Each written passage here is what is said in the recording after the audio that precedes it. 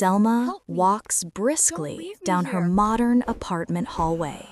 She adjusts huge noise-canceling headphones, blocking out the world. She passes a neighbor's door covered in thick gray dust. A ghostly, withered hand reaches out desperately from the doorframe. It begs silently for help.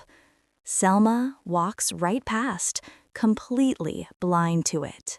The scene opens inside Selma's modern, impeccably decorated apartment. It is designed as a warm, golden sanctuary of comfort and privacy. The lighting is soft and curated, emanating from expensive lamps and scented candles. Selma stands at the entrance, locking her heavy front door. She engages 3 different heavy steel locks, one by one. The loud click, click, click sound echoes with finality. She is sealing herself off from the chaotic, demanding world outside. She lets out a deep, long sigh of relief, dropping her designer bag. She kicks off her shoes and sinks into her plush, cream-colored sofa. She picks up a sleek remote and turns on a massive TV screen. The room fills with the vibrant, artificial colors of a show. The light reflects on her glasses, hiding her eyes. She has everything she needs right here in her fortress. High-speed internet, food delivery apps, and endless entertainment are at her fingertips. She feels completely safe, protected, and utterly, blissfully independent. The walls of her apartment are thick and soundproof. They keep out the noise of the city and the lives of others. She cherishes this solitude, viewing it as her hard-earned peace. The color palette is dominated by rich creams, warm golds, and soft browns. It creates a cozy, luxurious, but hermetically sealed bubble. She is physically comfortable, but socially and spiritually isolated. She has built a golden cage and called it a home. An hour later, Selma is standing in her sleek kitchen. She is making a cup of expensive herbal tea. Her phone is propped up against a marble vase on the counter. She is on a lively video call with a friend. This friend lives thousands of miles away, in another country. They are laughing loudly and chatting animatedly about trivial things. Selma's face is bright, engaged, and illuminated by the screen's glow. She feels connected, social, and part of a vibrant community. Yet the connection is entirely digital, mediated by pixels and Wi-Fi. While she laughs with someone far away, a reality exists behind her. The wall behind her is the only thing separating her from another human. She is completely unaware of the person living 6 inches away. She is separated by just a thin layer of drywall and paint. The contrast in the scene is stark and unsettling. She invests immense emotional energy in distant, safe digital relationships. Meanwhile, she remains physically completely cold to her immediate surroundings. The kitchen is warm, bright, and full of life. However, the wall shared with the neighbor is subtly shaded in cooler tones. This shadow hints at the unseen, ignored reality on the other side. She finishes the call feeling satisfied with her socializing for the day. She is tragically unaware of the true rights she is neglecting nearby. The next day, Selma is rushing home from a long workday. Her large headphones are firmly in place, playing a loud podcast. She reaches her apartment door and sees a small package. It is a brown, unassuming box sitting on the floor. She picks it up, expecting her latest online shopping order. She glances at the label and realizes it is not for her. It is addressed to Mrs. Farida, apt 4B, the door right next to hers. A flicker of annoyance and hesitation crosses Selma's face. She doesn't want to interact with anyone right now. She just wants to go inside her bubble and relax. She looks at the neighbor's door for the first time in months. The paint is slightly peeling, and the welcome mat is old. It looks sad and neglected compared to her own pristine entrance. Instead of knocking to hand over the package kindly, she hesitates. She simply places it on the floor in front of Mrs. Farida's door. She does it quickly, furtively, avoiding any chance of the door opening. She treats the interaction as a transaction to be minimized. She avoids human contact, as if it were a burden. The hallway lighting flickers slightly, casting a momentary, gloomy shadow. It falls over the neighbor's door as Selma steps back. She retreats quickly into her own warm, bright light, locking the door. Late that evening, Selma is reading a book in her living room. The city outside is asleep, and the building is quiet. Suddenly, she hears a faint, muffled sound through the shared wall. It sounds like a low, dry cough, repeated twice. Then she hears a soft thud, followed by a weak, rhythmic tapping. Selma pauses, lifting her head from the pages of her book. She listens intently for a second, her brow furrowed in confusion. It's probably just the TV next door, she tells herself quickly. She dismisses the unease rising in her chest. Or maybe she just dropped something heavy. The sound comes again, a little more persistent and desperate this time. It is a distinctly human sound, a sound of distress, but it is dampened and distorted by the thick walls. Selma feels a prick of hesitation and moral dilemma. Should she go check on her neighbor? But that would be awkward and intrusive. What if it's nothing and she looks foolish?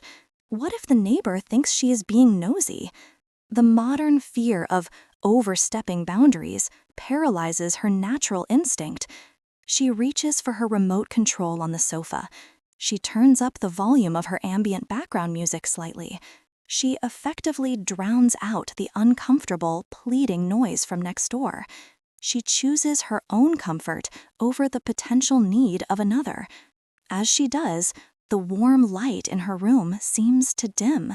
It loses a bit of its luster, becoming slightly flatter and colder. 3 nights later, absolute chaos erupts suddenly. Selma is sleeping peacefully in her bed. A loud, chaotic noise startles her awake. Sirens wail loudly from the street below. Harsh, flashing lights cut through her window. Red and blue strobe lights pulse violently. They invade the calm of her bedroom. Selma rushes quickly to her front door. She looks out anxiously through the peephole. The scene outside is terrifyingly chaotic. Paramedics rush towards Mrs. Farida's door. They carry a heavy metal medical stretcher. The neighbor's door stands wide open now. It reveals a dark, dusty, neglected apartment. The stale air smells of old sickness. Selma watches, frozen in pure, cold shock.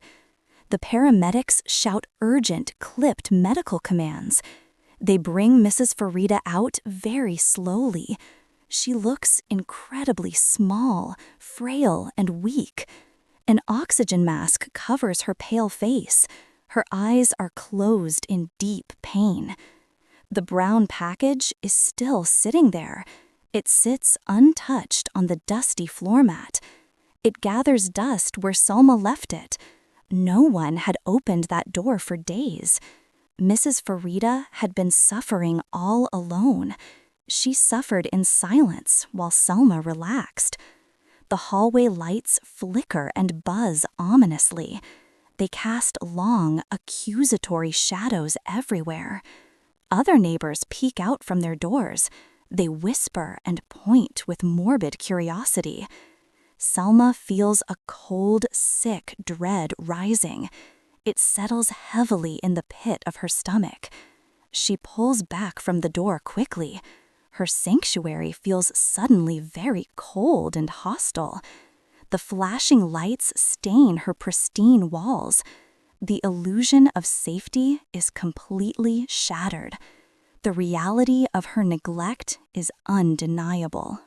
The ambulance leaves with screaming, fading sirens. The hallway returns to an eerie silence. But it is not the peaceful silence. It is heavy, thick, suffocating, and accusing. Selma sits on her plush cream sofa. She pulls her knees tightly to her chest. She wraps a blanket tight around herself. She is shivering, though the room is warm. Her apartment feels completely different tonight. The walls feel paper-thin and disturbingly permeable. She stares obsessively at the shared wall. She imagines the lonely life on the other side. She thinks of the muffled coughs she heard. She remembers the tapping she actively ignored. "I just turned up the volume," she whispers. The guilt washes over her in massive waves.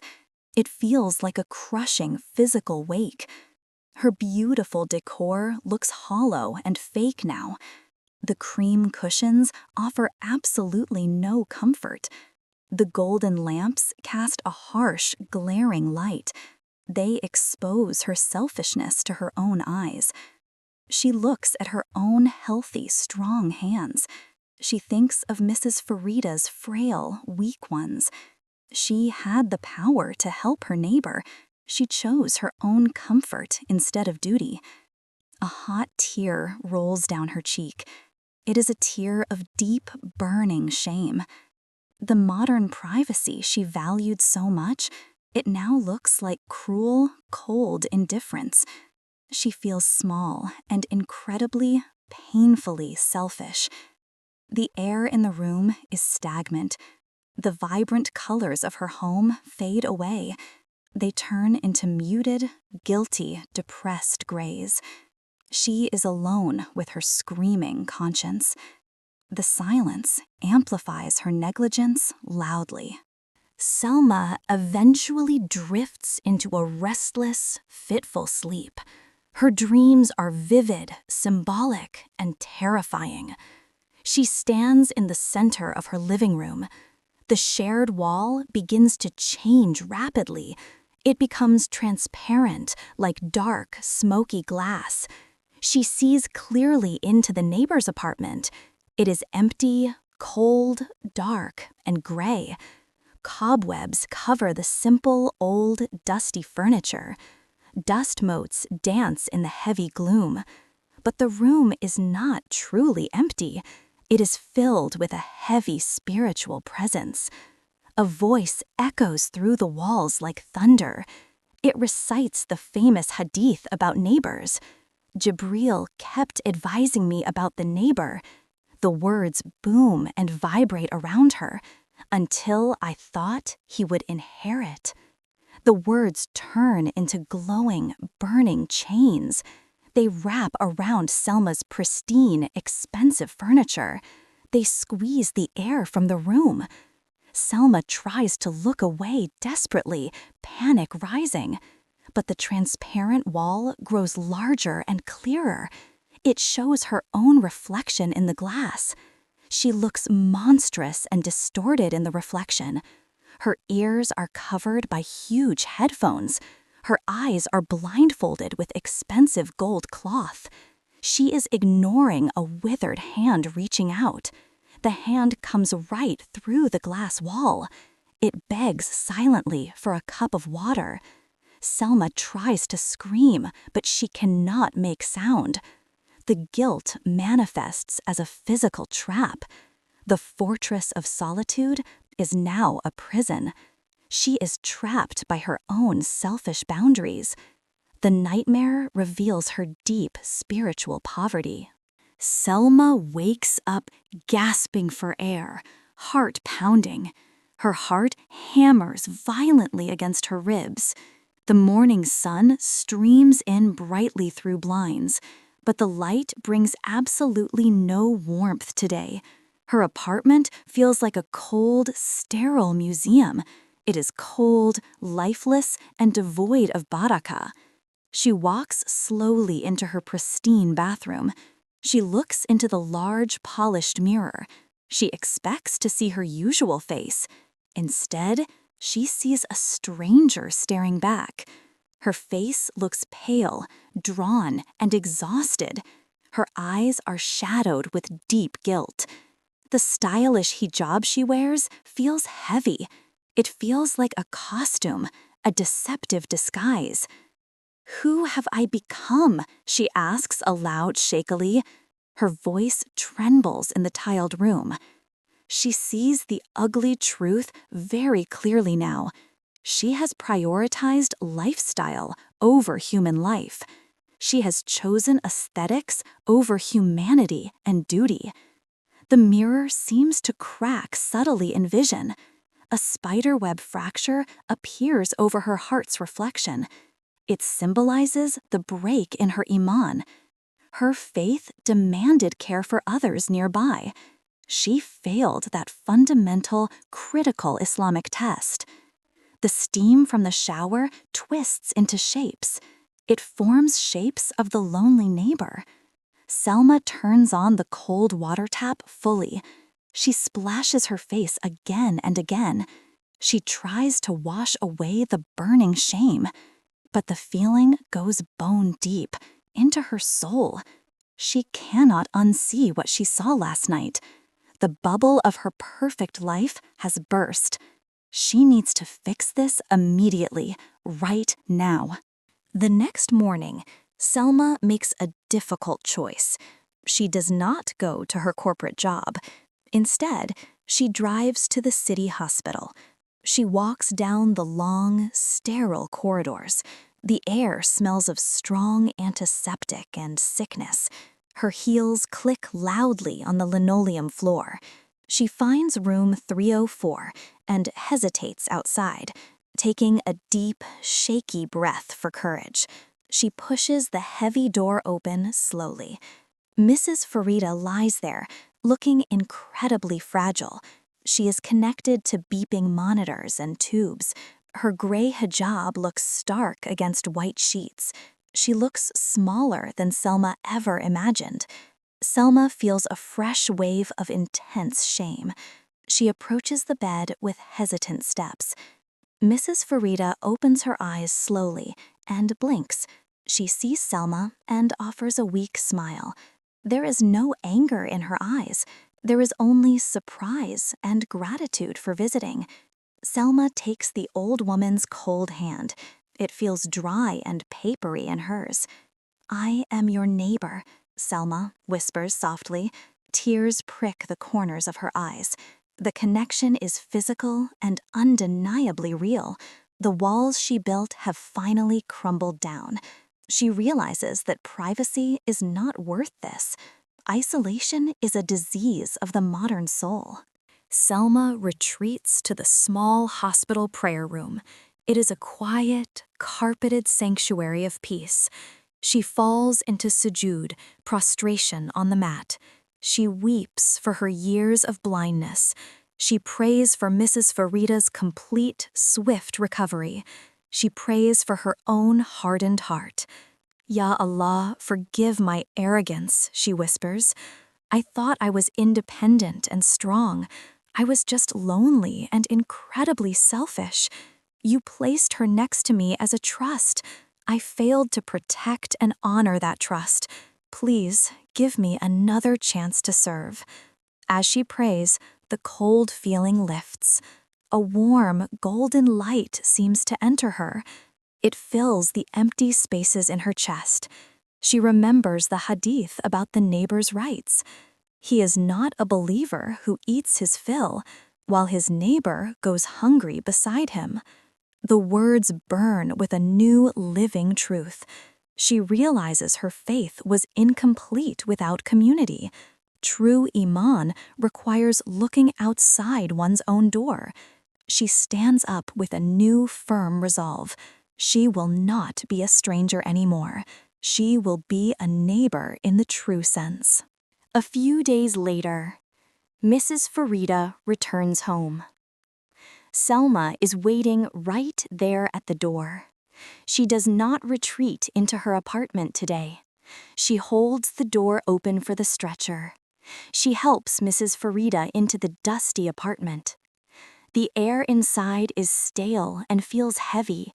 It smells of old paper and loneliness. Selma does not leave after dropping her off. She opens the curtains to let light in. "I am going to help you," she announces gently. She rolls up her sleeves and starts working. She cleans the accumulated dust from the shelves. She throws away the old, expired food items. She opens the windows to fresh air. The physical act of cleaning is spiritual polishing. As she scrubs the floor, she scrubs her heart. The gray, gloomy atmosphere of the apartment changes. The dust motes turn into dancing golden specks. Mrs. Farida watches from her armchair with tears.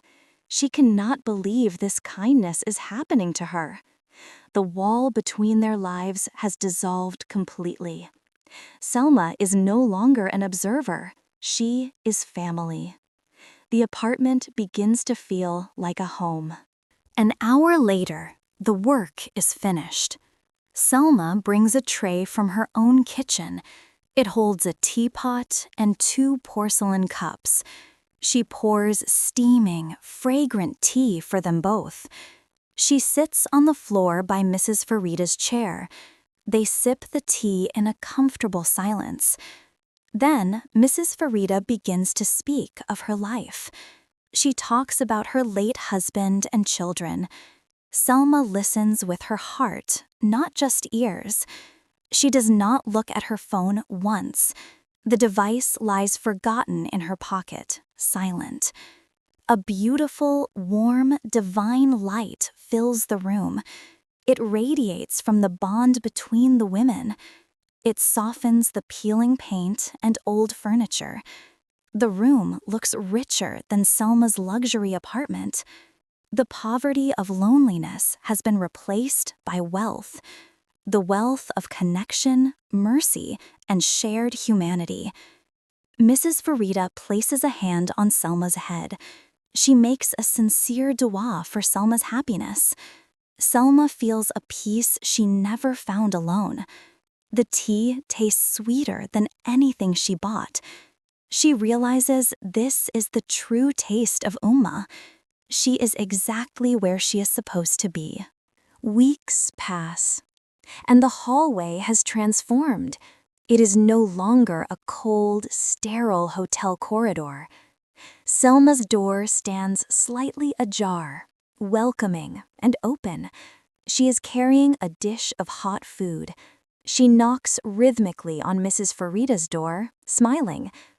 Mrs. Farida opens it, looking healthier and happier. They exchange food and greetings like old friends. Other neighbors are seen in the background now. They are pausing to talk, inspired by Selma. A sense of community has blossomed on the floor. The lighting is warm, vibrant, and full of life.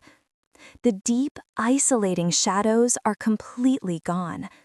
The colors are vibrant drama, but harmonious and shared. Selma wears simple, comfortable clothes, looking relaxed. She has lost the guarded, defensive posture she had. She knows the names of everyone on her floor. She feels safer now than behind 3 locks. The security comes from relationships, not from steel. She has built a village in a skyscraper.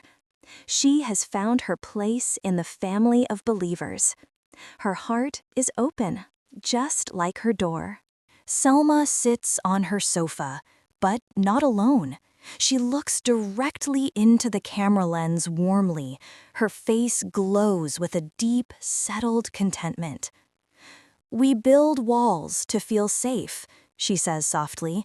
"We think privacy is the ultimate modern luxury, but those walls can easily become our prisons." She leans forward, connecting deeply with the viewer. "Your neighbor has a right over you from Allah. You cannot claim to love God and ignore them. Who lives behind the wall next to you? Are they hungry? Are they lonely? Do they need a smile?" She smiles, her eyes crinkling with joy. "Don't wait for an emergency to break the silence. Bake a cake, knock on the door, say salam. The cure for loneliness is just inches away. Unlock your door, and you might unlock your heart." The screen fades to black on her warm smile.